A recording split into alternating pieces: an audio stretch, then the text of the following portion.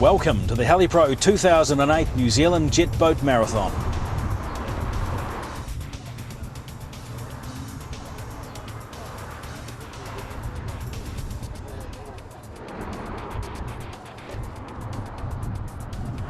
Held over 7 days throughout the South Island's most demanding and technical rivers. An hour before the start of each event, as it stands at the moment, a radio. The top competitor will wear the coveted title of NZ1. I will have radios at the river. As with all marathons, there are winners and those who come second. So sit back, relax and watch the drama unfold. During the course of the event. There'll be one without a paramedic in there. If he does stop, we'll probably give you 5 minutes max. After an initial driver's briefing, crews and boats were dispatched in readiness to the first day of competition.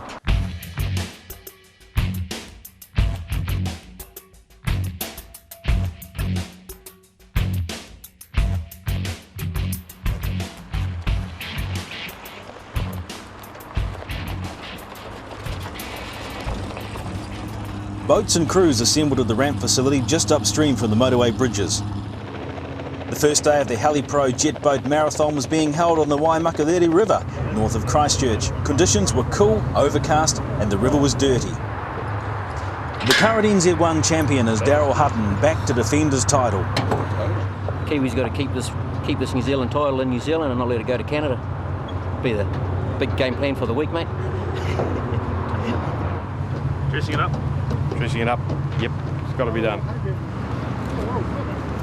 As the teams were assembling, friends and family were close by to lend a helping hand.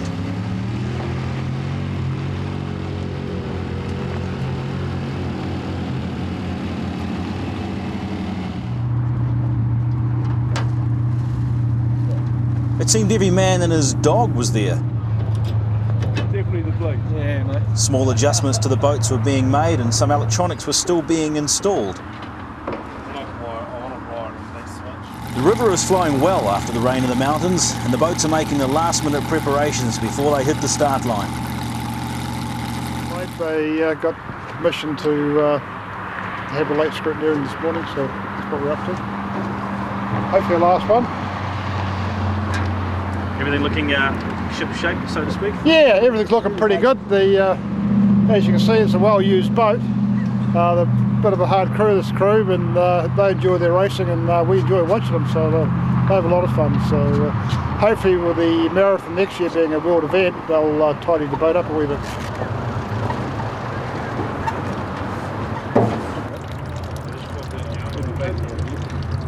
Oh, it's just it's got a wee leak in the it's the back of the dry sump pump, so rather than fill the boat up with oil on the first day, we'll just Patch it? no, we'll just silicone it back up and it should be good as gold. Be just like a new one.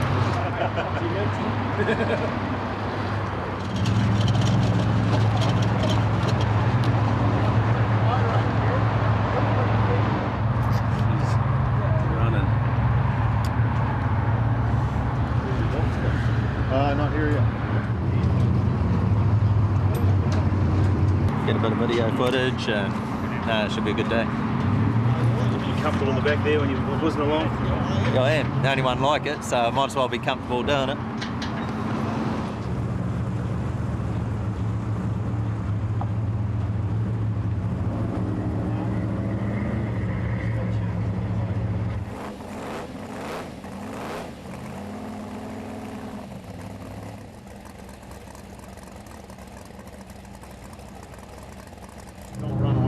The field is international, including an American-Canadian team. It's also good to see the past multiple world champions, Spencer and Russell King, back in New Zealand. Polishing, eh? Paint's coming off. And the yellow flag is what part of the line, Colin? With the safety briefing conducted by Jeff Horn completed, all there's left to do is race. Aaron Morrison led out the D-Class in his Nissan V8 powered Stealth Tunnel.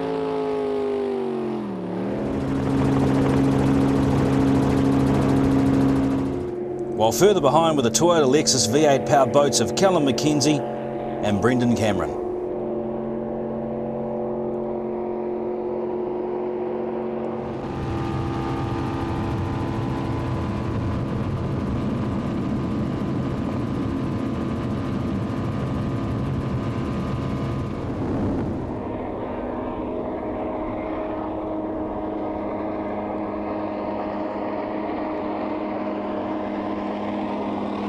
Craig Robertson and Tony O'Loughlin brought up the rear of the field of the Mercury sport jet powered boats.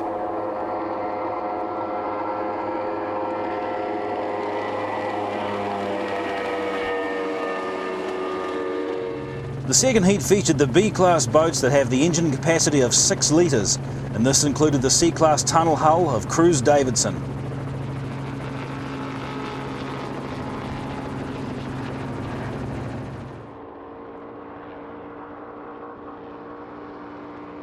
A close battle was expected in the class between Daniel Anderson and Bryce Idians, both with their 360 cubic inch Chev-powered Kilo Craft tunnel hull boats.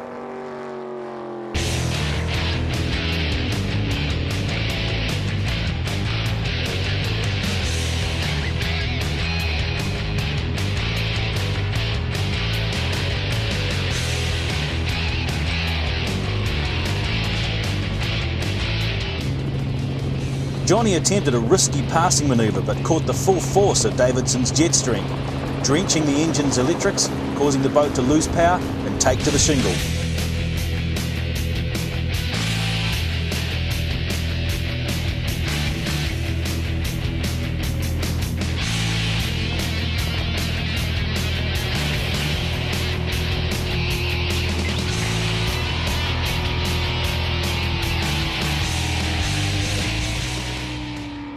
Oh, it was good, yeah, pretty flighty, but just pretty tight up top, yeah.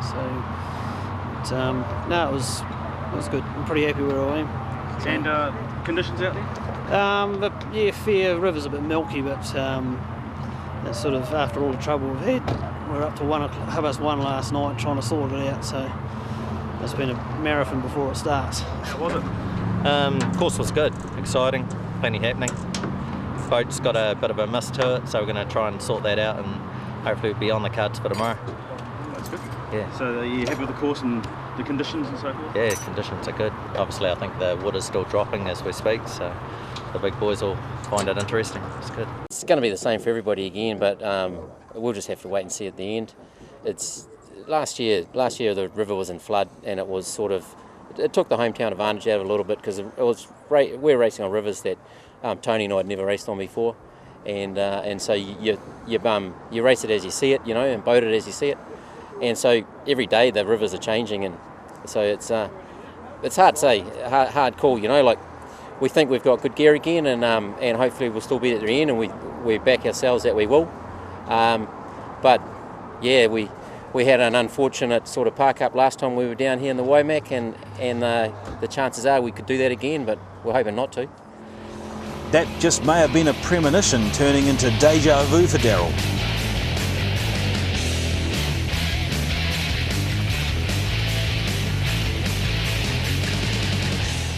The A-Class 7.7 litre maximum capacity also provided some great expectation of close racing.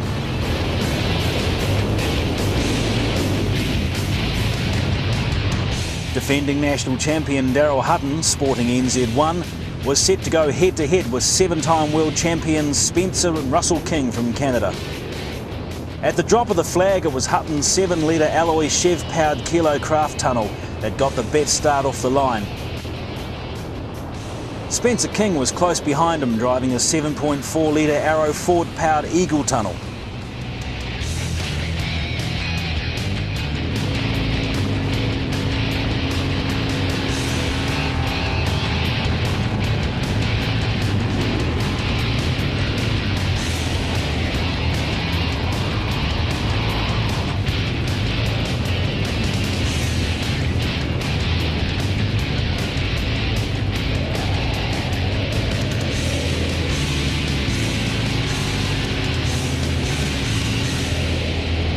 After rounding the top mark in first place, ominous noises began to emanate from the back of Hutton's boat, forcing him to pull to the side of the river for investigation. Hutton's boat was towed home and subsequently diagnosed with acute engine failure, putting his title up for grabs.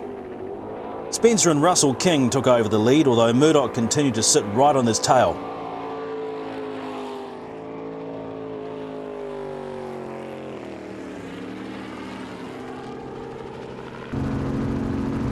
Paul Collings brought his quick craft across the line in a time of 33.38.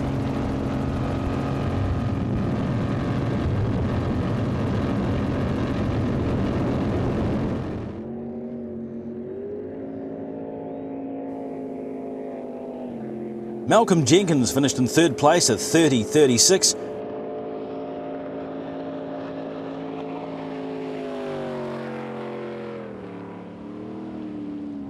On the last lap, the engine of the King's boat went off song, allowing Murdoch to surge past.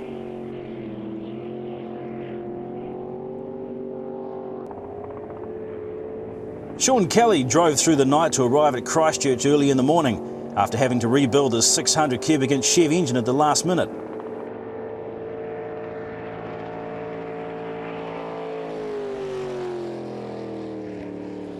Rob Pooley had endured a frustrating week of testing, where by his own admission they had steadily lost speed with every new improvement.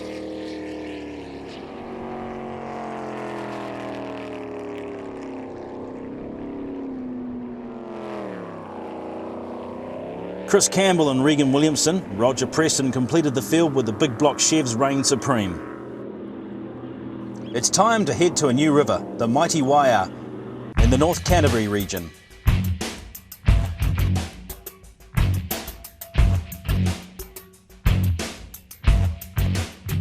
Getting ready? She's all go, mate.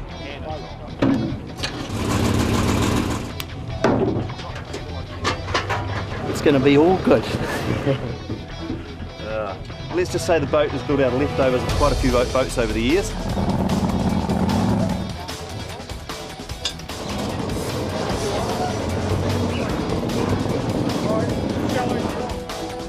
I take it the crew never screwed that one on properly.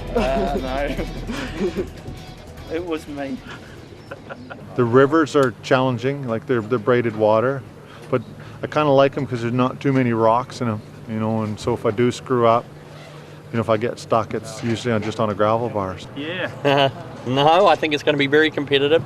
A lot of pressure waves, and more so in the gorge. And I think it's going to be the guy that actually uses his brain today rather than his horsepower is going to win. All the teams who thought the river was going to be easy were in for a surprise.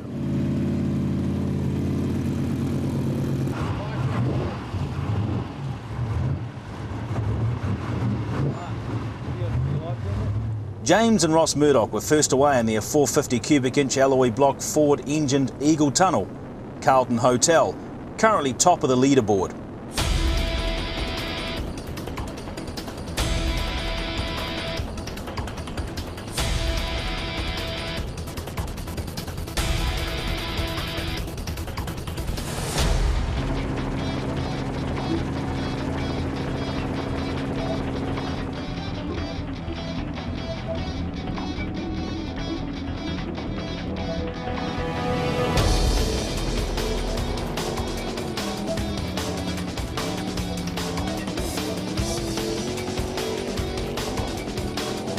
Daniel Anderson started second behind the Murdoch boat, and he made full use of the adjustable wings on the front of his boat to help control it in tricky conditions. The 360 cubic inch small block Chev is developing good power, ensuring the well-sorted Kilocraft tunnel, the Ranch, has excellent boat speed that, coupled with Daniel's experience and skills, ensures he's well placed in the field. Sean Kelly has certainly entered the spirit of the marathon. Not only did he drive through the night from Queenstown to arrive in Christchurch in the early hours of the morning, at first light they discovered they'd made the morning news on national television. After getting away late on the Waiau, failing light meant they had to camp out in the riverside hut before returning to Cheviot. Fortunately, the hut was quite well provisioned, including a plentiful supply of spates. The Canadian entry of multiple world champions Spencer and Russell King continued to show their pedigree.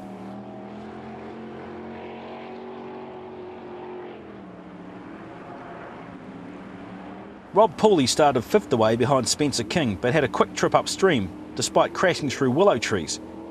Rob reported the river to be difficult, but the 520 Chev in his quick craft tunnel Just Muscles has proved strong and reliable to date, and he's the second fastest upstream with a time of 42.39. Chris Turbo Campbell is a bloke never short of a word. He had a clean but exciting run through the gorge and described it in a series of yuck yuck and something that rhymes with yuck. But he went on to describe his trip through the gorge as being a little like kissing your sister.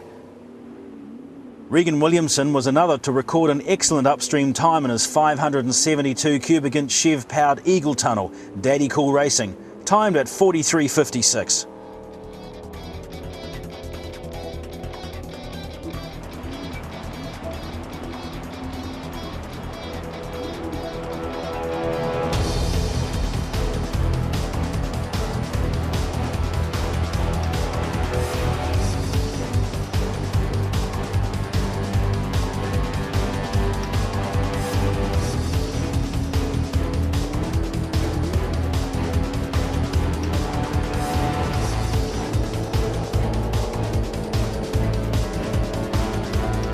Paul Collins in his 454 jet-powered Quickcraft CBD completes in 44.58. Despite suffering an extreme engine vibration as the front damper fell apart near the end of the leg and he limped across the line.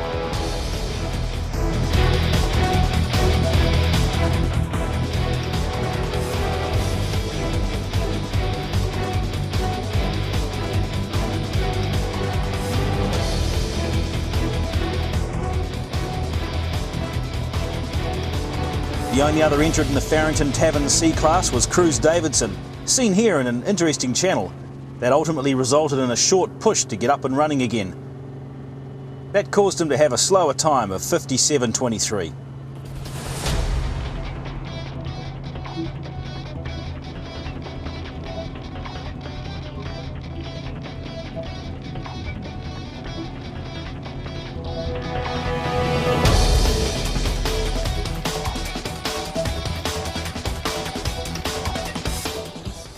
The other main contenders in the Carlton Bar and Restaurant B-Class, Bryce Idians and American Ryan Ringer, both had clean runs, but found the challenges of the braided sections interesting. Malcolm and Edward Jenkins were expected to do well in the Waiau.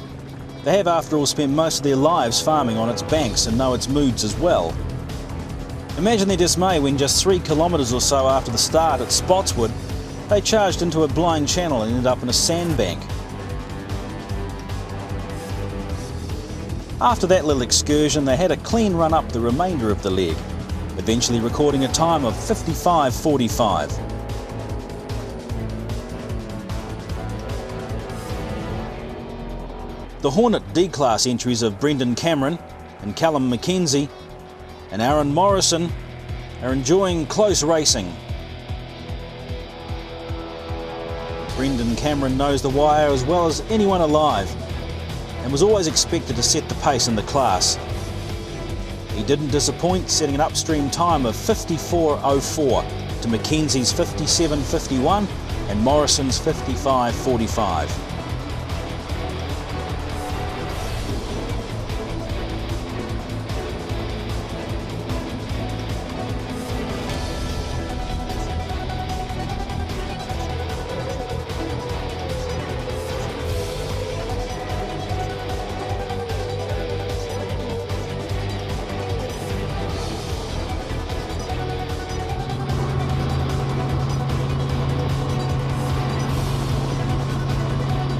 Back down the field, all sorts of drama began to unfold. Andrew Stewart had a sod of a run after striking a submerged rock.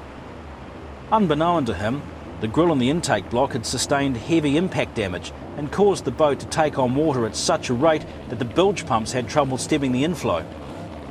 He stopped a couple of times as a result of the water being flung over the distributor by the flywheel, but managed to limp to the top where temporary repairs were completed. Clearly having the best dressed navigator, with that wonderful white shirt and red bow tie beneath the race overalls, did little to help his rotten piece of luck. Any idea what's happening? Just taking a wee bit of water on the electric, so get the CRC onto it and hopefully it'll be good. It resulted in a very slow time of 1 hour 14 and 29.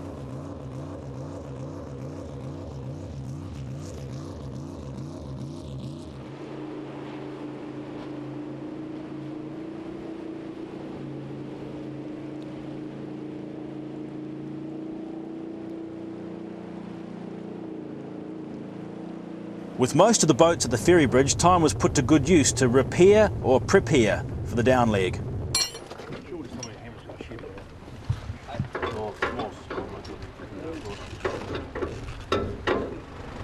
I guess you wanted to pass them again, didn't you? We did. We needed the practice. Yeah. We thought it was a shortcut, but it wasn't. It was actually a backwash. Could have been a mai there, actually. Could have been a duck pond. It was definitely the wrong place anyway. The palm on its balance till it goes, so yeah, so we're just repairing it and waiting to get one. Yes, it was a bit awkward really. It's the only bit we didn't pre-boat, and Edward and I got lost big time, and we did at least 15 minutes I think pushing. Okay. Yeah. Any other dramas? No, after that, if you took that out, we would have had a great run. Yes, we had a bit of excitement, bit of a challenge meeting or finding which channel to go down. Had a few problems with the steering. Resulted in a bit of a leap over a bank, about probably that high. So, fun times. So something went wrong with the steering, yeah? Yep. Found a whole lot of metal off the bottom of the river. Paul Collins and his crew effecting repairs on CBD. Fortunately for Paul, one of his sponsors happened to be piloting one of the support helicopters. It was then put to good use to fetch a replacement part from Christchurch.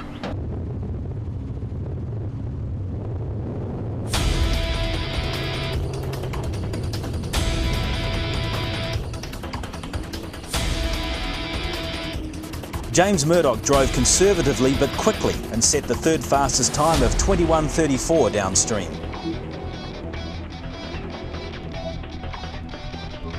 Daniel Anderson had a fun trip down the river in the Ranch. He took a wrong channel, bounced it over a bank, tore one of the stabilising wings off on an obstruction, but still made it down in a time of 23:38.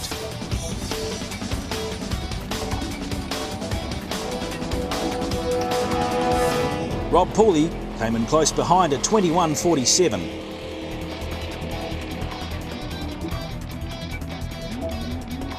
Spencer King drove conservatively to record 22:23.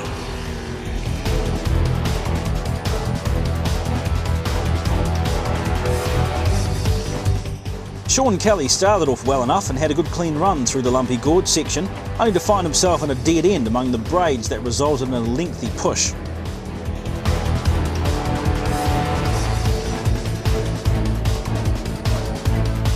Regan Williamson took it easy down through the gorge, but recorded a clean run time of 22:56.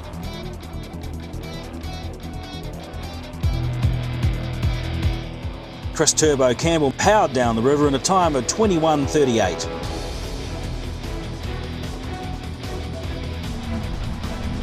The fastest downstream time was set by Paul Collins, 21:21.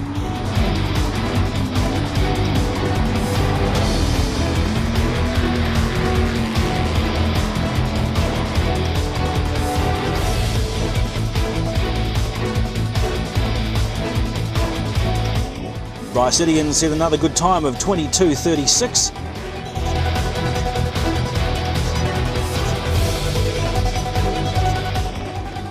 Ryan Ringer did extremely well again on the down leg in Outlaws, setting a time of 21:44.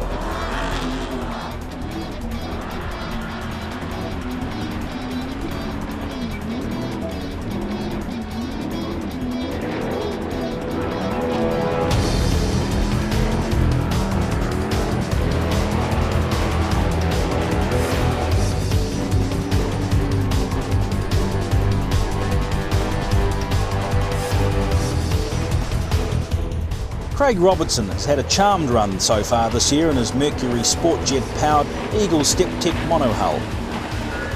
Tony O'Loughlin also had a slow trip up the top with his grill clogged with rocks, but as always the Big T had a grin from ear to ear when the boat finally made it to the trailer.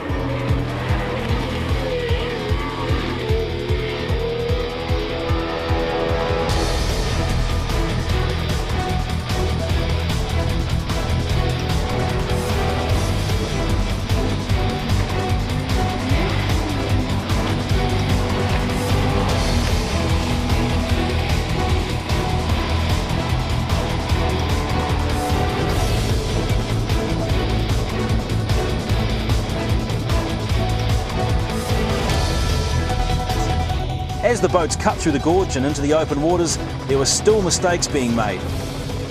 costing critical time.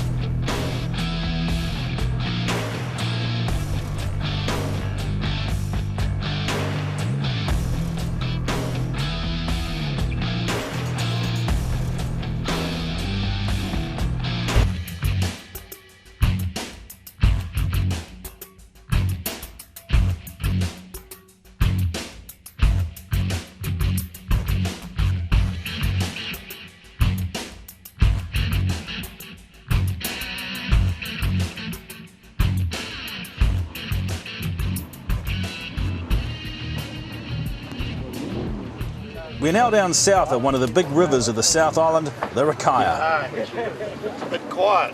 A few repairs? Yeah, just putting a wedge in it. It's pretty gusty, windy up there, so we're just going to try and trim the boat down a bit so we don't get knocked around so much in the wind. Yeah, we had a fast time. We didn't have the best preparation sort of thing. We had a harmonic balancer let go, so we repaired that and tried to get ahead around it sort of thing, and just got going, got through the gorge, and had a reasonably straightforward run sort of down through the Waiau. So yeah, no, so we had a good run yesterday. We need to be sure that you can, the same's going to be everywhere. We could make the lay day today. The forecast would suggest that the same wind could be further south. Yeah, but Duncan, if you do send them there and it is windy, all you do is they just go to Oamaru then, right? Is that what you're saying? You wouldn't want it? A decision was made by the organisers of the event to shorten the course in an effort to minimise the risks of wind damage to the equipment and reduce the potential risk of loss of boats and crews. Like that, then cuts back that way at high bank again, and then you cut back again. So they're going to go into the wind twice, 3 times anyway. I mean, it goes back as far as just yesterday, 28 years ago, is when we won the 1980 World Marathon, which was the first World Marathon. And the weather conditions was very similar. I remember them doing driver briefing here, and it was absolutely calm weather. It was blowing 100 mile an hour at the Rakaia nor'wester at the Rakaia bridge. There was a sou'wester coming through at 100 mile an hour and rain, and then it was dead calm at the Top Gorge Bridge. So I do know what this river's like. So what are they going to expect up there on this? I think because of stopping at Summerton Road, which is about 2 k's above the bridge, it won't be quite so bad today. And the river's in beautiful condition. It's really the Rakaia blue. It is rising. Whether it gets dirty here in time, I don't think so. I think they'll have a good run. We've got the paramedics with us, so we should be right. Good, yep, we had a slight mishap yesterday, whacked the back of the unit, but we've punched that out last night. Worked through till 9 o'clock last night, and should be all good again, I think. The main thing is to keep them in the water and go the straightest route you can take. Are you reading the rivers well so far? You must be. We've had a pretty good run. We had one skirmish yesterday, but overall we're very pleased with the way we've kept the boat in the water and the main streams and that. Very pleased. Just boat it quite safely. We haven't got the speed, so we'll just carry on doing what we've been doing and keep an eye out for these other guys coming from behind. We know we've got Daniel there and we've got Spencer there, so they'll pick us up today. Just try and keep out of mischief. I got maybe a little bit of a vibration, lost the starter, shook the starter off yesterday and broke up the headers a little bit, and just a few little things rattling loose. So going to slow the motor up today. We put a bigger blade in it and try to bring the RPM down, and hopefully it'll last, because we're kind of thinking, Jesus, it's got a vibration and wondering how long it's going to go for, so see. You been driving fairly hard, or are you keeping it? No, we got here Friday morning and from Canada, and we haven't been on these rivers in 7 years in the Canterbury area, so it's a little bit of nerve-wracking. I don't want to get stuck and have to push, and so kind of just we're kind of using this race as a little bit of a pre-runner for next year. Hopefully we can get back next year and race it. They're pretty good. I mean, it's always a challenge coming here. It's it's always, they're braided rivers. We're not used to them, so you got to get back in the groove. And we just landed in here I think we landed in here Saturday morning. So, I mean, we're getting back in the groove. So, see how we go today.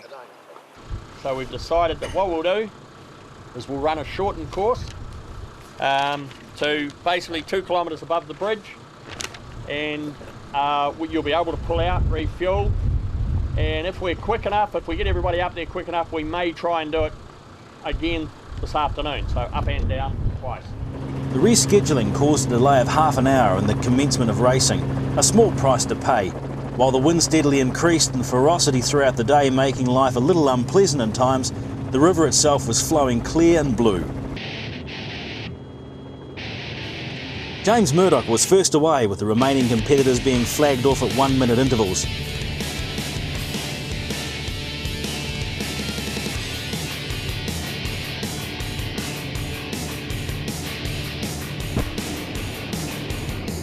James and Ross clipped a rock during the first upstream leg that damaged the steering nozzle, severely restricting the ability of the boat to turn.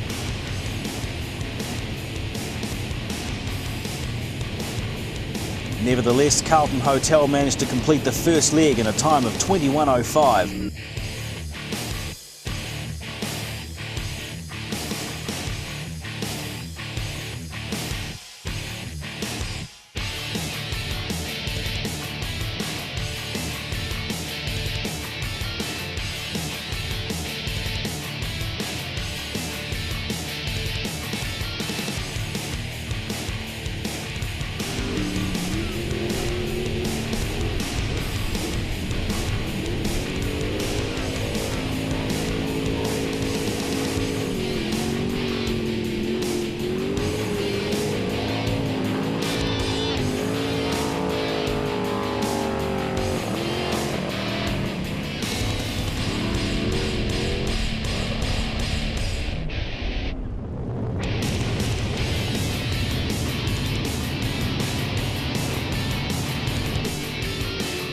Rob Pauley was first across the line in just muscles, recording a time of 18:25. Rob confessed to taking a couple of long cuts, but generally had a clean and obviously fast run.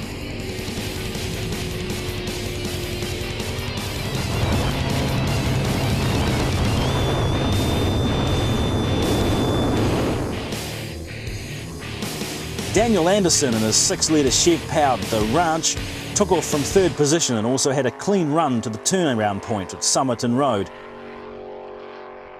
recording a good time for the leg of 18:34. He crossed the finish line in second position, also having overtaken James Murdoch, who had slowed due to his steering problems.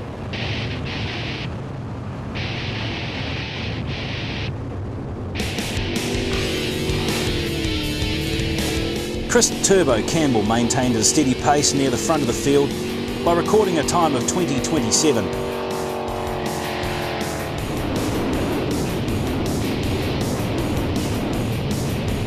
Sean Kelly in Waiau Jet was keen to avenge his grounding on the Waiau the day before and put a good time in for the first leg of 18:51. He found the Big Eagle tunnel handled in the blustery conditions well.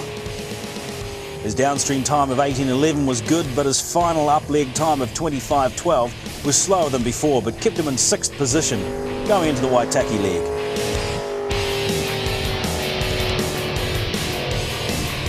Regan Williamson has performed very well to date in the marathon and Daddy Cool Racing, but his time of 26:54 for the first up-leg was a little slow. Nevertheless, he was able to recover with solid times on the remaining legs. Perhaps the low point of the day was the demise of the Canadians, Spencer and Russell King. The alloy blocked 450 Ford and Sunset Shaker had not been completely happy throughout the event, with a misfire on the criterium, followed by a worsening vibration that became apparent on the Waiau.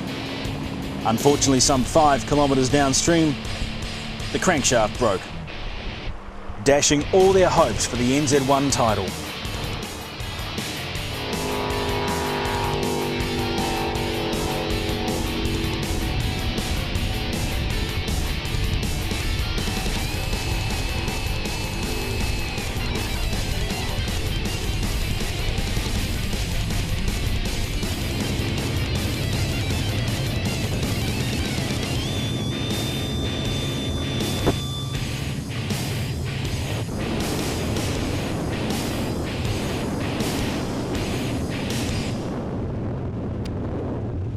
Things did not go so well for Malcolm and Edward Jenkins. They managed to spin the Kilocraft tunnel, the Hairy Muscle Company, and were unable to restart the engine immediately. Paul Collings had a big push that resulted in a lengthy time of 48.32.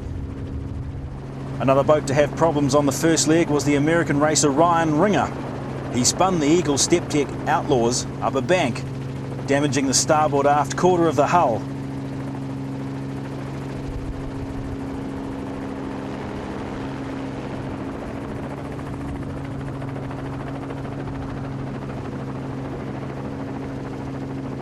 Sport jet racer Tony O'Loughlin has an unassailable lead over rival Craig Robertson, who continues to battle intermittent fuel problems with his sport jet powered boat. Assuming Big T continues to complete each remaining leg of the event, class honours will be secured. With all the boats at the halfway stage, the wind is picking up and becoming an issue with the drivers. The application of a quantity of 100-mile-an-hour tape kept most of the water out, and he was able to complete the leg in a time of 39.43, placing Ryan 10th place overall. Just a gentle breeze, this. Oh, we just went around a corner and going a little too fast and didn't make the corner and hit the bank. Annoyed? What's that? Are you annoyed? Yeah, a little frustrated, yeah, it was pretty stupid. And a bit of pushing involved in there as well? Yeah, we pushed for about 50 feet back in the water and up the river we came. Yeah. So how do you think you're faring now on the stakes? Oh, I don't know. We're just trying to finish and we're making it pretty hard on ourselves. Yeah, it was pretty shitty out there. Was it really? Yeah. A lot of wind, a lot of dust, and with the wind disturbing the river like it is, it's a wee bit hard to read, but yep, just happy to be here. Good run up, very braided, very exciting. Do you think the boat went all right, and yourself? Yeah, very good actually. The boat's starting to perform, so much better day today. I think we're right there, convincing ourselves that we just a bit further, and we were right there. But yeah, we got going in the end before the tail end Charlie called us. So yeah, all good. So hopefully we're still in the hunt. So. No, we had a bit of an off that run, probably 5-6k up from the Rakaia mouth into the river. Hit it right across the gravel bar and cut down a lot of my left-hand cornering. And basically I just had to get up here. We actually had a bit of trouble getting up. Obviously we had a little spin through, just decided to spin the boat up rather than park it up a bank, and eventually got here. We'll just put another nozzle on and give it a quick run, and hopefully that'll be all good to go back down. But I would have lost a couple of minutes then, I'd say at least. The downstream leg is off with James Murdoch first out to try and make time up.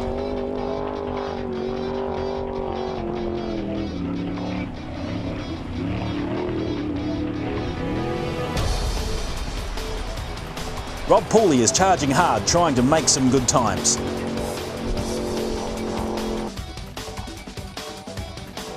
Daniel Anderson low flying under the Rakaia road and rail bridges.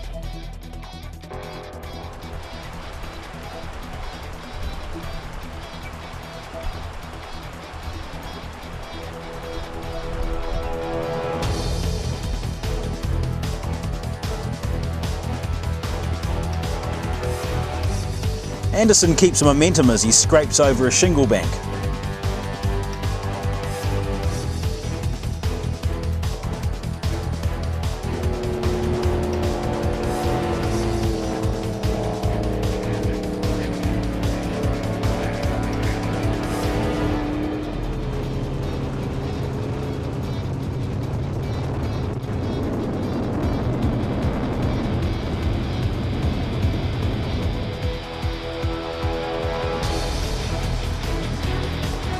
Chris Campbell making good time down the Rakaia.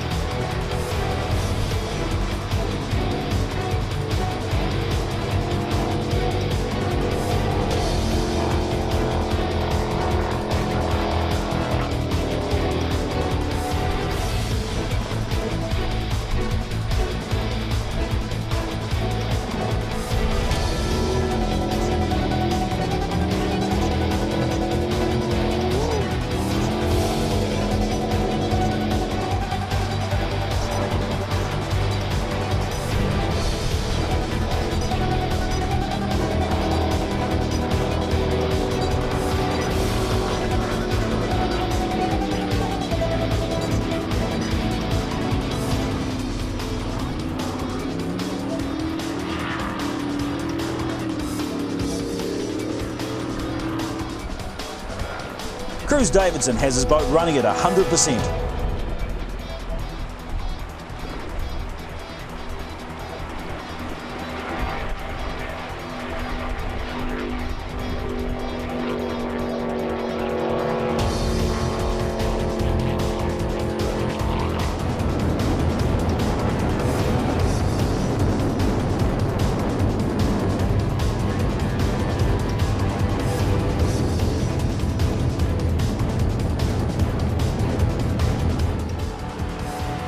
Hornet D-Class boats are making their way down the Rakaia. The competitors are enjoying a close race. It's this race where the power outputs are so close, driver experience and navigational ability can easily make up for small performance deficits.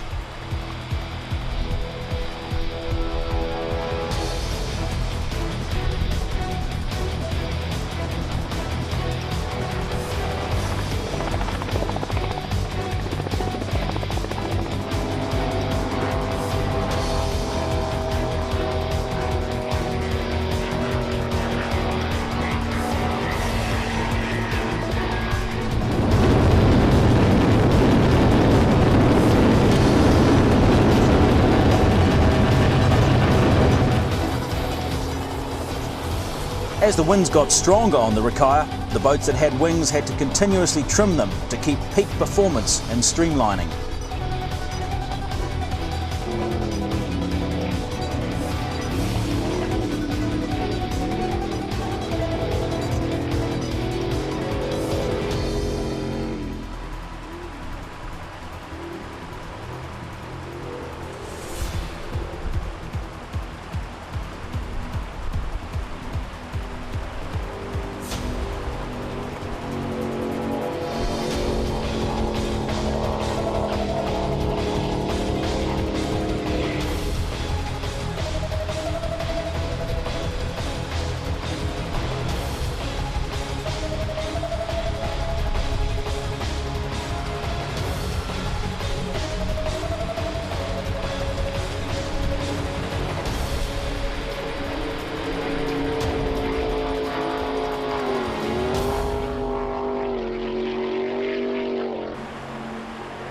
Brycidians charging down the river, always on the lookout for that elusive shortcut that no one else has seen.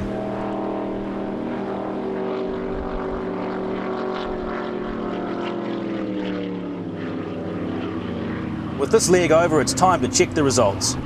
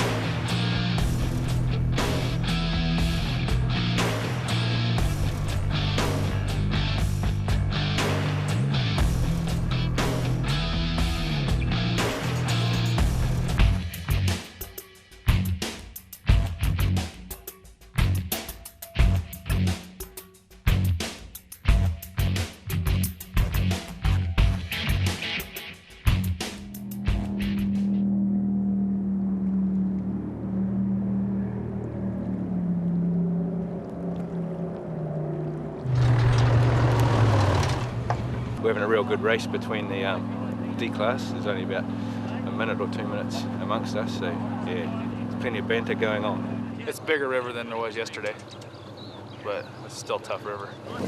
Yeah, we had a few troubles this morning.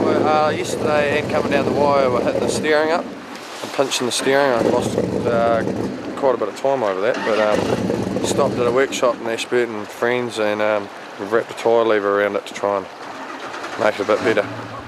80 k's, probably slightly less. The river's steady at 250 cubics and will be all day. There's no room for any pushing anyway, so I shouldn't say that because that's what I'll be doing. The Whitechii seems to be favourable for the competitors. The birds are settling in, which may cause some problems for the teams later. We're at the start line and the boats are ready to race.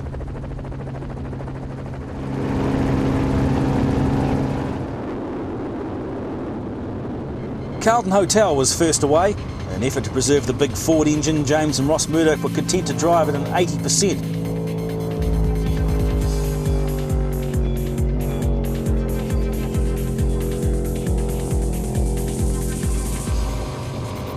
Hawley eventually had to slow down when a loud rattle began to emanate from the rear of the 520 Chev, and they limped home in a time of 27.50. The Murdochs played it safe, but it still turned out the fastest time for the leg of 26.12. Daniel Anderson's The Ranch continued to set blistering times, but a navigational error on the upstream leg forced him into one of the Whitechii's infamous blind irrigation channels, causing him to U-turn and find his way back into the main channel and lose valuable time. He went on to complete the leg in 31:36.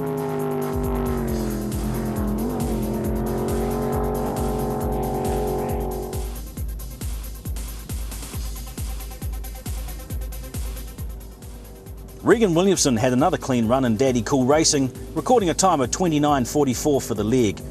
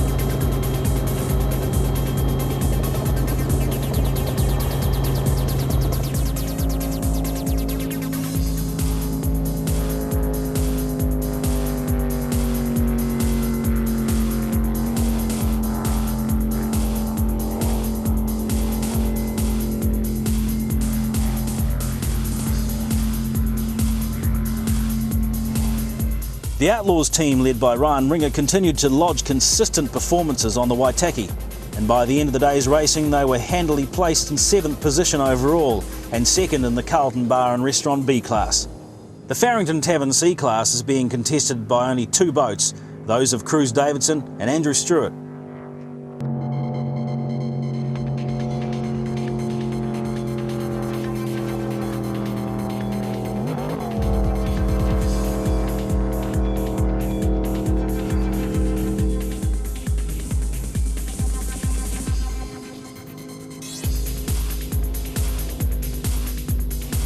Roger Preston and Bryce Idians both found their way into the forbidden territory involving weirs, stone groins and dead ends.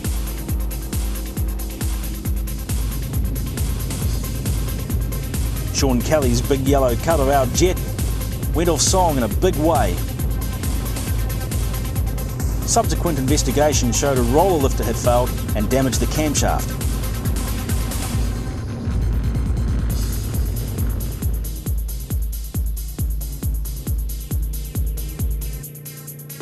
Sean's team were quickly on the job to get the boat in the workshop so the engine could be stripped and hopefully repaired in time to make the start of the racing on Friday.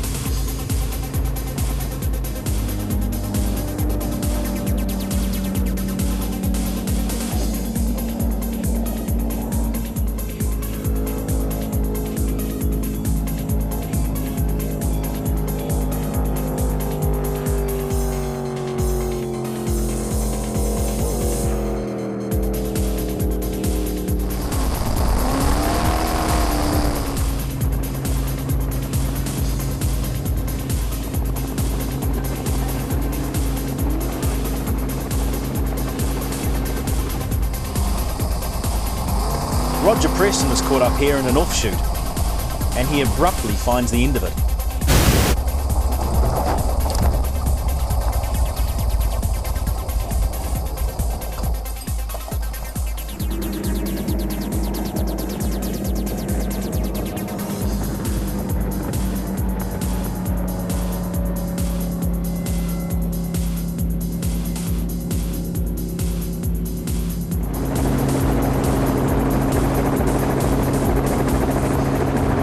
Byron Campbell also caught in a side channel. So what's the story? Oh, we followed Bryce up the channel and it didn't actually go anywhere. And everyone else turned around and we spun around and lost oil pressure. But his oil pressure explanation is soon under scrutiny. Well, did it lose oil pressure with the cap off? We believe we lost oil pressure because the cap came off. But I can't understand how you lose oil pressure when you lose your cap. At the halfway point, it's time to talk to the drivers. We had a good run upstream, yeah, awesome run. Just a few problems with the seagulls. It was an interesting run. We decided to go up a wee irrigation channel and we let Rob past, so it was nice of us. So we did a wee U-turn and come back out and behind Chris Gamble. So yeah, we had a bit of fun today. You got to think about. Loctite going. We caught Daniel, and he was very gracious in letting us pass, but unfortunately put himself into an irrigation ditch doing it. So he gets the prize for sportsmanship. Right. Come back. A bit more. What's that? Same there. The advantages of being efficient. That belt's up to the crankshaft, of course, and it's just cracked out around there, the weakest link for some reason. That's really just been flailing around in the air, and that bit's driving the jet unit. So we were very fortunate to get here. Didn't notice it at all coming up, but as soon as we buttoned off, heard a rumble and a tinkle, and these things have got a very distinctive sound. I knew straight away there's something wrong back there. So you had to carry on up the river? No, we just went up and turned around, came back, then shoved it straight on the trailer, and all sorted. Spare one's going on now. That's what it's supposed to look like there, see? So bad news or? Yeah, bad news. But we'll work on it tonight, tomorrow, later, try and get it going. Just popped the lifter, and it's damaged the cam, so we're just going to have to DNS this down leg on the Whitechii, and we'll get a new cam for it later tomorrow. We can track one down. I love that. Probably more likely to. Yeah, good stuff.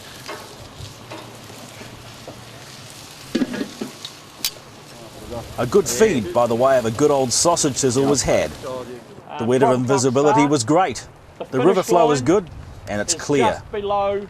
Nothing left to do but their starting positions and get ready to race. 25.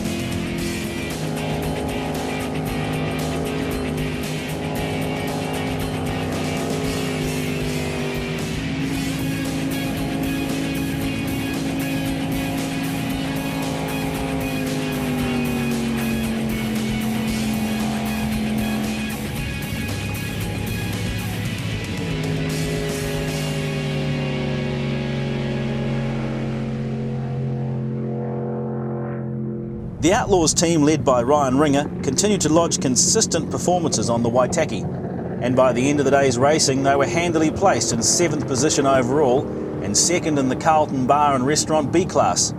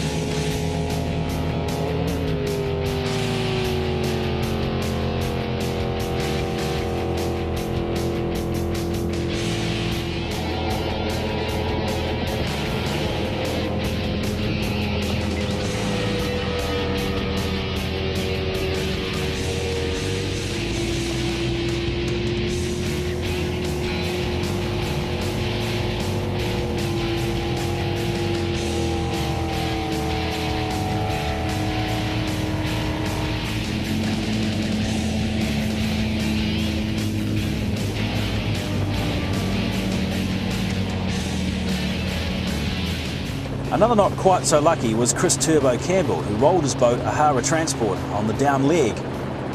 By his own admission, the crash was caused by a little brain fade, travelling a bit quick for the conditions, and he lost it.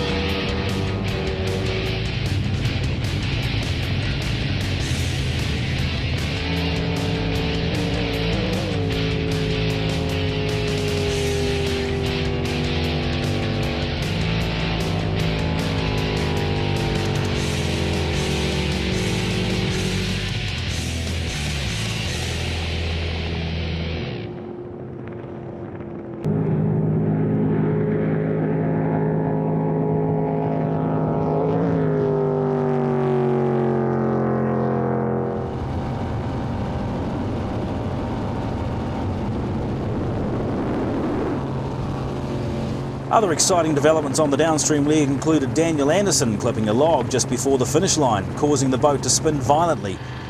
Brendan Cameron, driving Thrill Seekers, didn't have a good run either, paddling his boat over the finish line, crippled with a blown hose.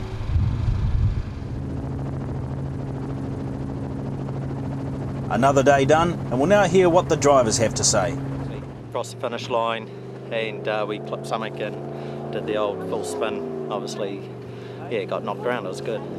Yeah, pretty dramatic finish. We were just having a pretty good run, and we were getting followed. We were getting pretty close. It was getting pretty fast, and there's just no one home, and over it went, and untidy. And a bit of a fright. Here and no, we had a great run down. Yeah, no, we caught Cameron up here. Cullum, our main competition, he's broken down up the river. Really hate to see that, but no, I did wave on the way past. Yeah, no, we had a bloody good run upstream and good run downstream until we're caught up with Chris Campbell and saw him roll. So we had to swing around and stop and just check out the boys were all right and gave us a thumbs up. So stunned down and come back down, but it's good that he's fine. Boat can be repaired, but both him and his navigator are still in good shape. So a bit of a fright for everyone, I think. Yeah. But all that stopped it was main hose off the jet unit, so no cold water feeding to the motor, so it just got hotter and hotter and hotter before it decided to say, it's enough. So then we just paddled over the finish line, so we're still eligible for overall. So it might be a frantic try and fix it job on the lay day, so it worked out all right for us really.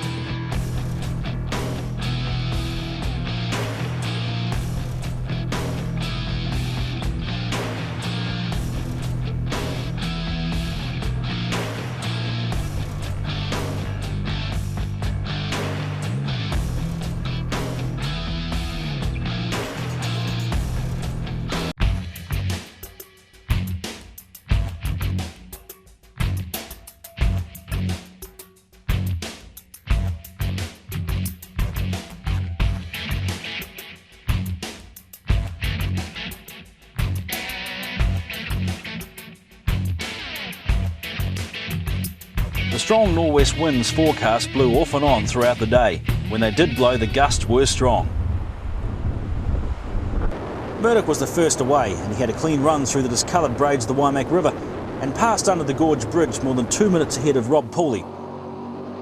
He went on to complete the 85k upstream leg to the Waimak Alpine Jet facility close to Woodstock in the fastest time of the day of 32:43.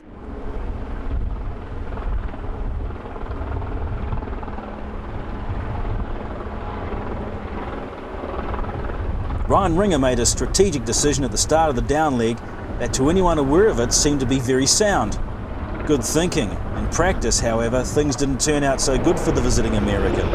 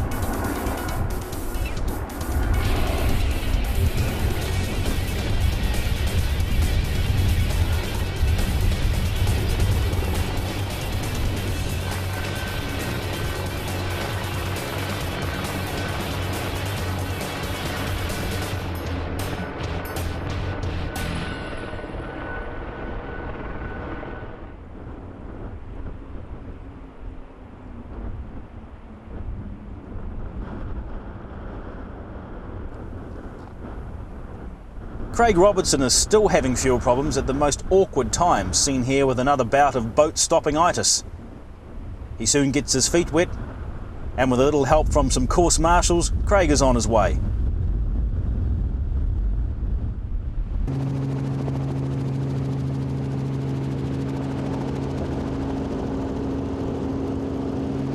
Murdoch making a slight miscalculation here, hitting a shingle bar and having difficulty getting going again.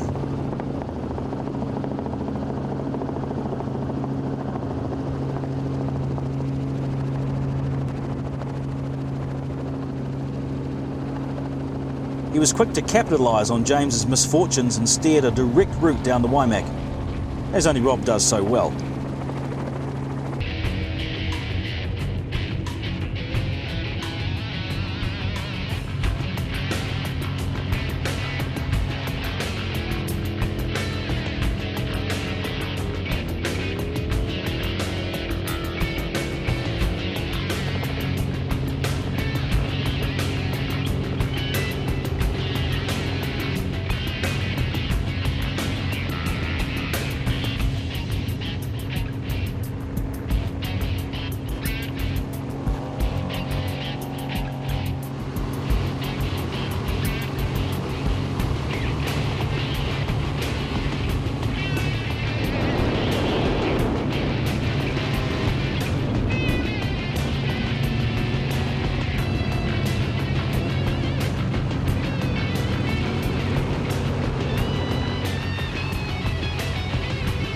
Daniel Anderson was hard on Rob Pooley's heels again. However, while driving down one particular goat track, Rob managed to bulldoze his way through, while Daniel, perhaps just a little too close behind, found himself without sufficient water and ran heavily aground. Daniel and his crew had a big push once they got the boat floating again. Further down the river, James admitted to an episode of brain fade when he went into a pressure wave too fast, spun up and put the boat aground, requiring a pushback into deeper water. An unusual sight to see, both Murdoch and Anderson pushing here within a few hundred metres of each other. Maybe both of them had brain fade.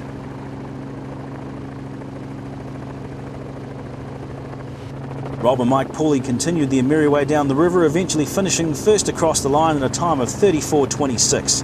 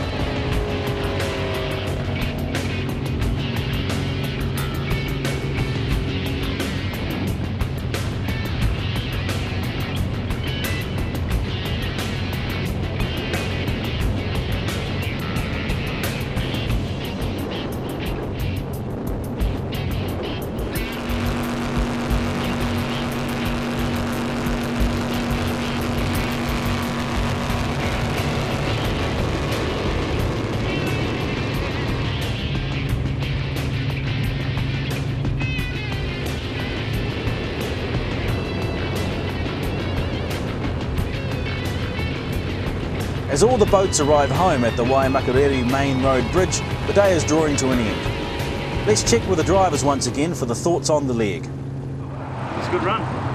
Well, it's just nice to be here. It's one of the dirtiest runs we've ever done down that river for a while. You look like you I saw you go through a very shallow bit. It looked like you wobbled and had a little bit of struggle, but you shot through. And yeah. There was a lot of straight lining, to be honest. Once you get into trouble, you just got to straight line it and crash over what's directly in front of you and get out of it. But we were in a lot of places we shouldn't have been in. Still, you had to move it through water. Didn't stop anywhere. No, and I'm grateful for that. We're on the trailer. We made a decision at the top because what's not immediately obvious is we've broken another flywheel, cracked the guts out of it at the top. So we made a decision to just go and take our chances. Good decision. Oh well. Well, as I said at the top, complacency. It's going to be a hard river to come back down on, and sort of mine when started to wander a bit. I let Rob go and set him behind him, and then set him behind Daniel, and just a bit of brain fade. And bounced off a pressure wave and spun up, had to push off. And at the top, I've done a bit of cross-country work, not far away from the start line as well. But we got down, not sure where the times are at, but it'll be pretty close for tomorrow. Well, it's a pretty close call. I think the tunnel hull probably in the rough water coming down, particularly you look at Paulie's boat, probably handles that sort of weather and wind conditions up the top in the big rough water. And I know James had a couple of spins, which of course cost him time, and I timed him in, and it looks like he lost about 5 minutes on Paulie, but I believe he's got about a minute and a half going into the last day. So, hey, a minute and a half, that's better than being a minute and a half behind, certainly. But hey, this river can change. Tomorrow's an easy run for all of them, really, because it's only a criterium. River's going to be a little bit difficult. It'll be hard to set up a course because the river's falling. But hey, good competition right to the end, and I think you'll see some good spectator sport tomorrow.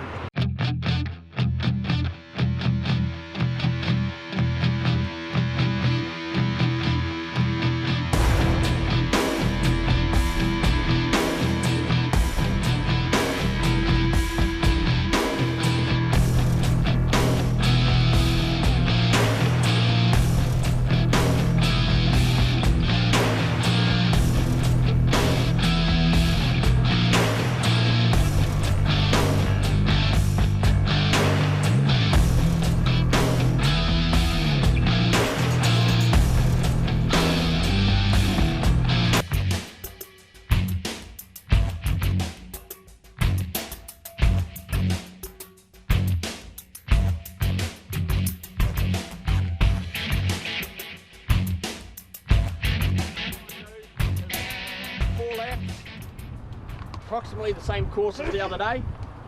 We will be going under the bridge again, so it's a tight turn around the bridge and back up, finish line there, start line back up over here. We actually had a really good run yesterday. We picked up a stone above the bridge, but obviously we had a lot of forward momentum, and we knew something wasn't right. We had a vibration, and when we were on step, we were good as gold. Obviously followed Rob down a skiddy little goat track and picked up a couple more stones, and after that there just wasn't the volume of water going out the back, so we just straight ahead. I've just got to make sure I stay in the water and don't stuff up. With the last day of racing about to begin, the boats are back on the Waimakariri River to complete circuits up to the pylons and back. The weather is due to pack in later in the day, so they're all making the most of the visibility while it's still there. The first wave comprised the C-Class boats of Andrew Stewart, Cruz Davidson, and the D-Class entries of Aaron Morrison, Brendan Cameron and Callum McKenzie, and two Sport Jet powered R-Class boats of Craig Robertson and Tony O'Loughlin.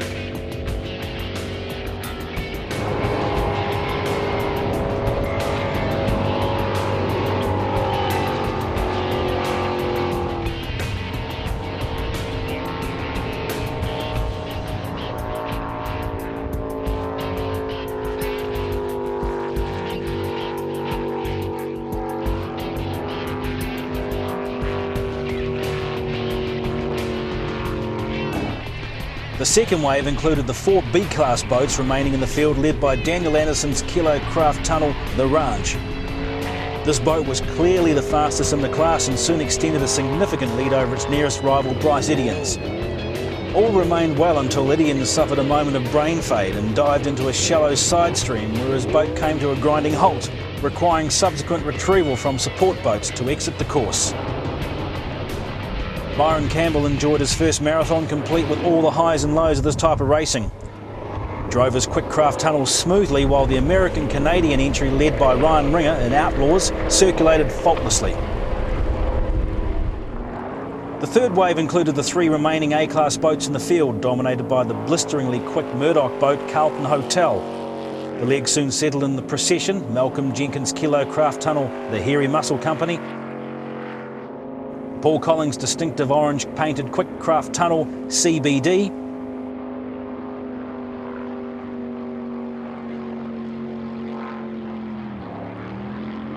with the title in sight, James Murdoch showed no mercy on his 450 cubic inch Ford powered boat and blasted around the course in a time of 19:59. The Unlimited class has often suffered the greatest attrition rate in previous events, but this year it's redeemed itself with the four top boats venturing out on the water for the final day of racing. all of which sported big block Chevy engines of greater than 500 cubic inch displacement. They put on a great spectacle visually and audibly.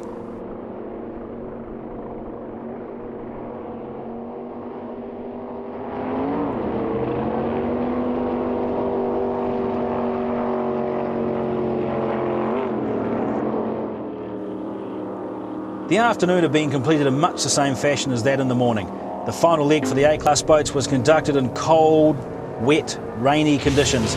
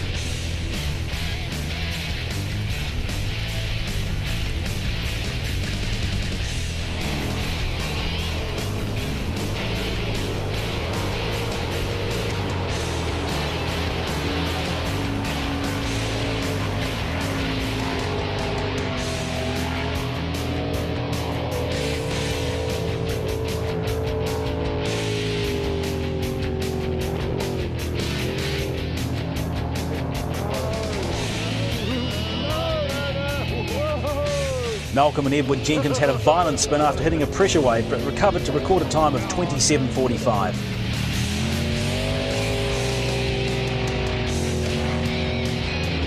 Rob and Mike Pooley led from the start to finish, completing the leg in a time of 20:46. Second fastest time was recorded by Turbo Campbell at 22:24.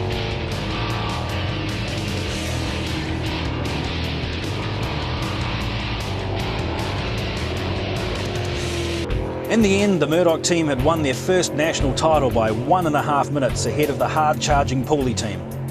It was a close finish to more than 5 hours of intense racing.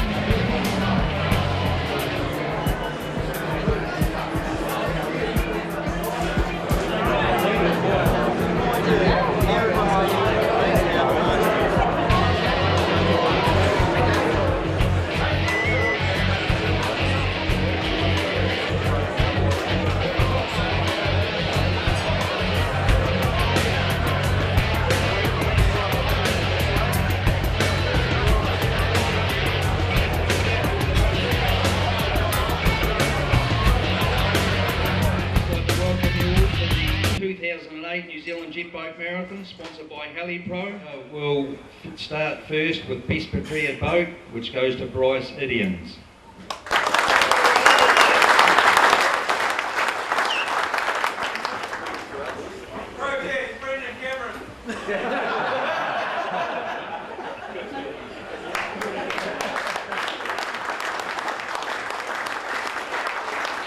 Shut up, but with one final little accolade, and it goes to the American-Canadian combination. Where are they hiding, please?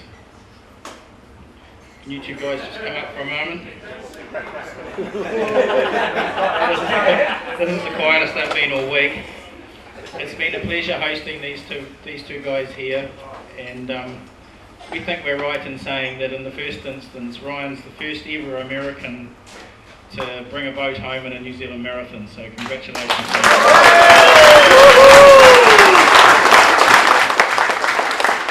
And of course, we know full well he wouldn't have been able to do it without Chad as well, so well done to you. Keep the Canadian.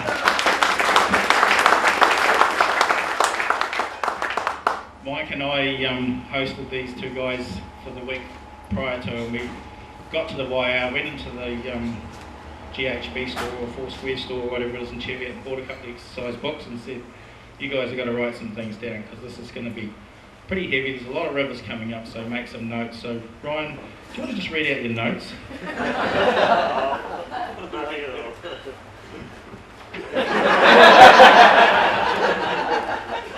I'm going to do it for him. This is how he got through the marathon.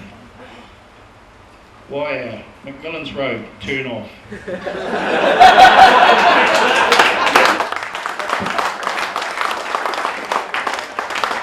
well done, guys. Thank you for coming over. We appreciate the support.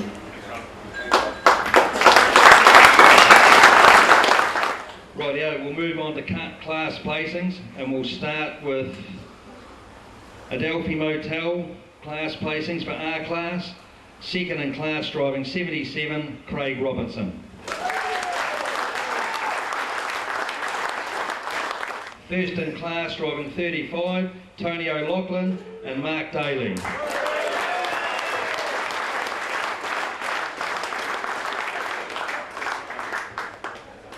I'd like to thank my crew, Dids and Brad for the week, and Drew for coming up tonight. And everybody else, the organisers. It was a very good event. Can't wait for the next one. Thank you. We'll move on to Hornet D class. Third in class driving 1-3-4, Brendan Cameron.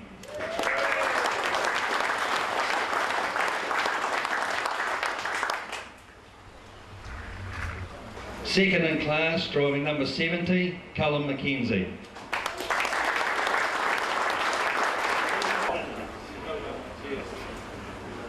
First in Hornet D class, driving 107, Aaron Morrison and John Hibbs.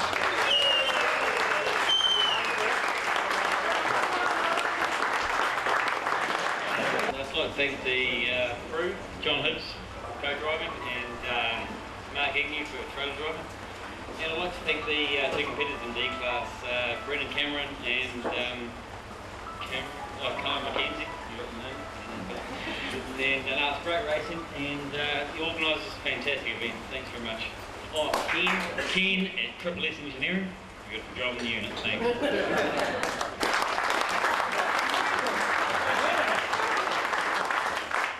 We'll move on to Farrington Tavern C class, driving number 638, Andrew Slippery Stewart.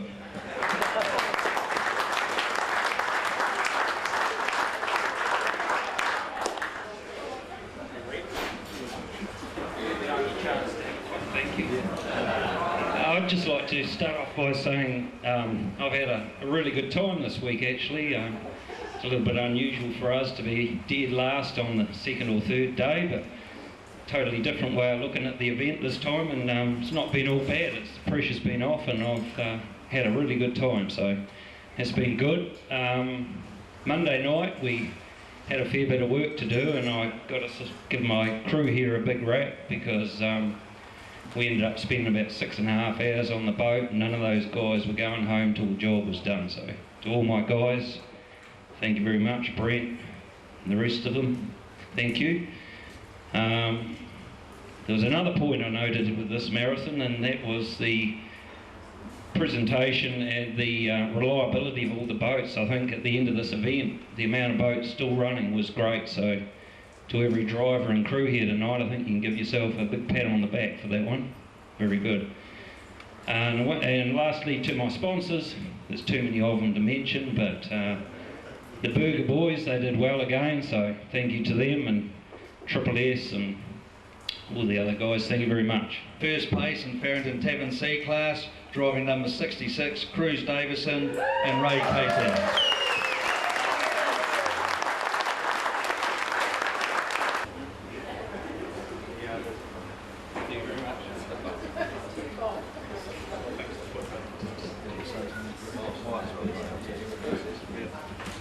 I'd just like to thank the, first of all, the Farrington Tavern and the Murdoch family for the sponsorship of our event. and also the organisers for a well-run, smooth machine. It's good to know those backup boats there, and when we did get stuck, she was pretty effortless getting everything out. Also, big thanks to Neil Ross and his team down there who got us running reasonably smoothly, and also Ken up here for Triple S to patch and welded things up and kept us going. Big thanks to my team, which is pretty simple. It's just myself, Ray, and Lynn, my partner. So when things go wrong, it usually ends up with Lynn sorting things out and us sitting in the corner sulking. Anyway, thanks very much for everything, and have a good night. Okay, we'll move on to the Carlton Restaurant and Bar B class. Third in class, driving 38, Bryce Edians.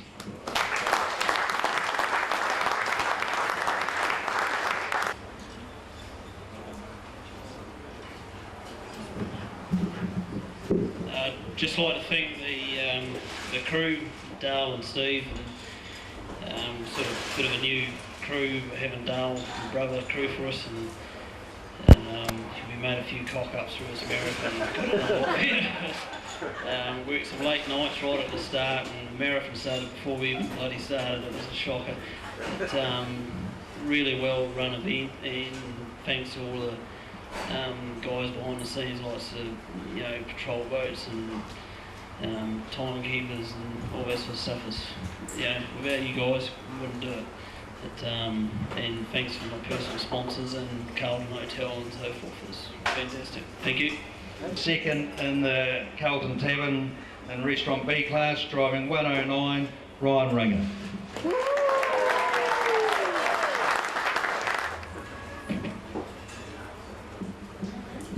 Okay, I owe a lot of thank yous out there. First off to Mr. Murdoch for getting me over here. We definitely decided last minute, about 10 days ago, to show up, and James and all of his crew, whether it be Fred, Duncan, and the boys, they got us organized very fast, and we appreciate that very much. Thank you guys. When we got here, everyone said just show up and they'll take care of you, and I was like, yeah, right. And well, lo and behold, through telephone conversations with the Worlds, I met Rob over the phone, and when I got here, I can definitely say he looked out for us kids. Him and Mike were definitely, if you want to call them angels, I don't think anyone here believes that. But these two took us in for the week and showed us some river, and we're exceptionally appreciative, and I think Chad and I both feel like we've made two very good friends, so thank you to the Poolies.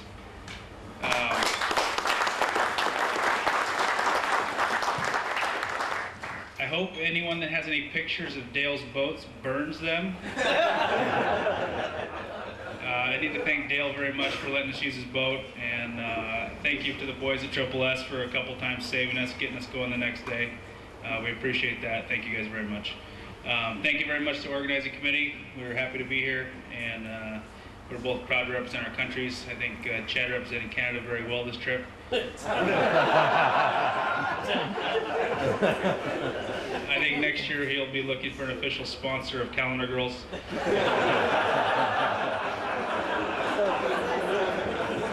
So thank you all very much. We appreciate it. If I missed you, I'm sorry, but I'll catch up to you tonight. And thank you very much. We both look forward to coming back next year and hopefully dragging some compadres with us. So thank you.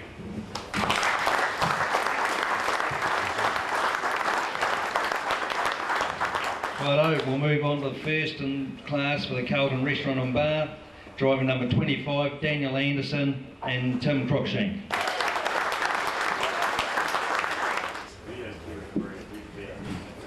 Just like to thank James, Carlton Hotel, sponsoring this event, and all the other sponsors. Special thanks to the patrol boats, and thanks Dean for towing me all the way down, which I don't have much of a privilege in saying happens very often. Obviously we've had a hell of a year with racing in the States, and then come back home racing all our races in our own series, and obviously coming to this marathon and obviously trying to build up for the Worlds next year. So it's been a bit of a mission, and I'd like to thank Tim for jumping in the hot seat at the last minute. Obviously things are fairly tight out there, and not many people can take 6-7 weeks off a year like Tim has done, and I feel responsible for that, for most of it, so just like to thank you very much for that. To my crew, obviously dragged my father around for obviously quite a few days this year as well. I'd like to thank him and anybody else that's rocked along and had to hop in the seat at many times. Thank you. Obviously to the organisers for another well-run event, and to anyone else that's been involved in organising this event. So thank you very much. Appreciate it. We'll move on to Triple S Engineering A class. Third in class, driving 41, Paul Collins.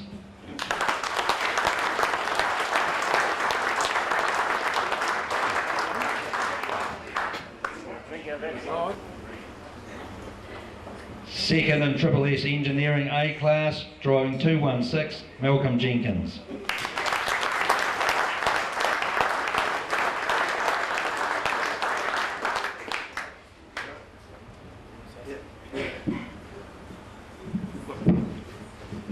Most of the thank yous have already been done, but I'd like to thank the sponsors, HeliPro and Ken over there for sponsoring us.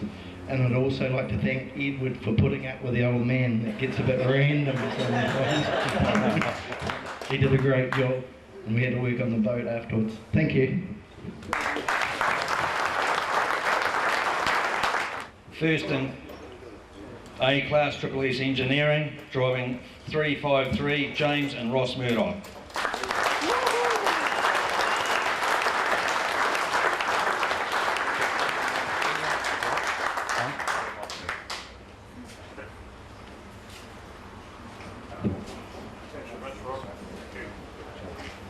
The Edge Parts and Performance Unlimited class. Second in class, driving 367, Roger Preston. I'd just like to thank the organisers. They did a marvellous job. Another year to your credit, thank you. All the backup boats, it was great. All the competitors was great. We didn't have any arguments with anybody, so that was even better. I'd like to thank my navigator, Kerry Wilson, steering me in the right direction. One of the best things about this marathon, I think, is that I did the whole marathon without getting wet feet. So I was quite proud of that. I did have a breakdown, but I didn't get wet feet. I'd like to thank my sponsors, Booth Ag and Kerry Wilson, my navigator, and my crew, Graham, my wife Kirsty and Mark, for helping us along to keep the boat going. Thank you very much.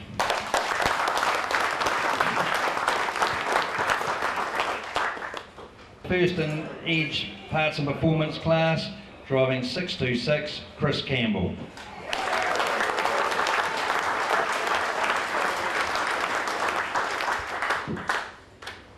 I'm sure he'll have something to say.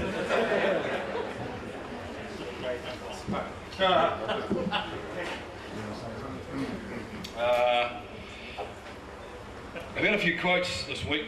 Some of you may have read them. I've got one for Smithy for next week. It says, "Man with hand on cock, go down river too fast, roll over." One thing I'd like to say is a big thank you to Regan. I mean, when we came down the Whitechii, we were getting along a wee bit, and he was pushing us, and when you go over, upside down, blah, blah, blah, and there's somebody there with about 20 seconds, it really makes you feel good. I mean, that was fantastic, mate. Thank you very much. I really appreciate seeing you there so quickly.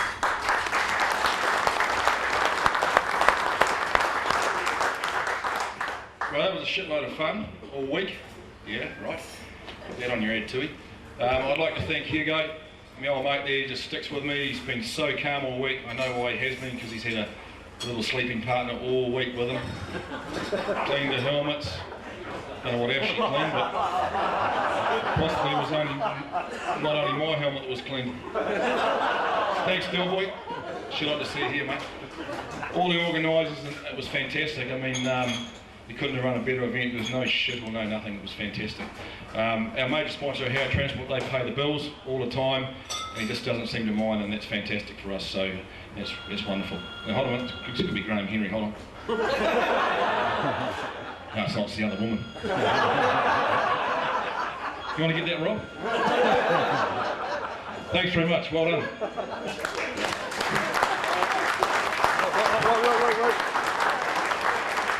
Okay, we'll move on to the overalls.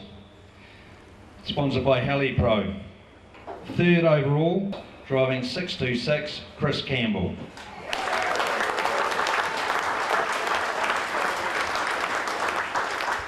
Okay, we'll move on to second overall, driving number 25, Daniel Anderson and Tim Cruikshank.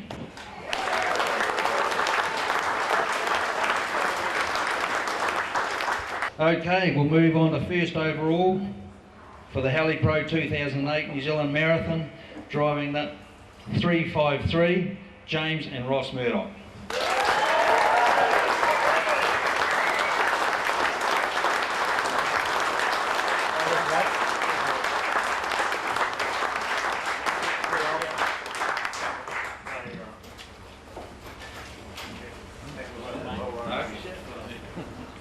You're going to have to bear with me for a minute.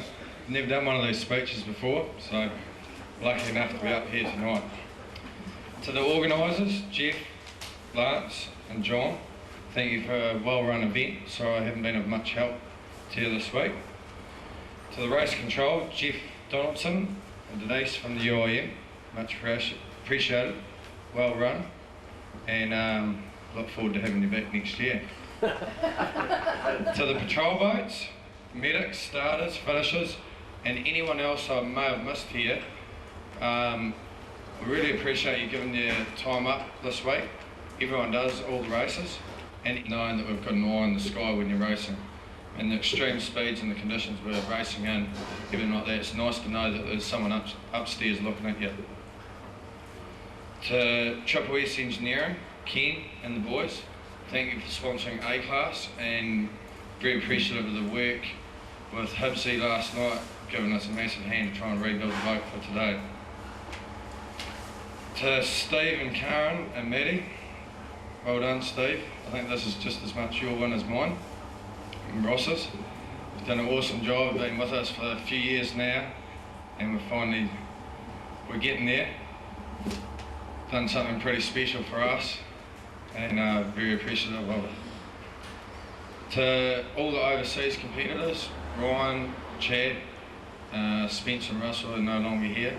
Awesome to have you over here, and we look forward to seeing you and a lot more of you next year. You can drag a few more competitors back. To my team, Warren, who's been with us for 20 odd years now probably.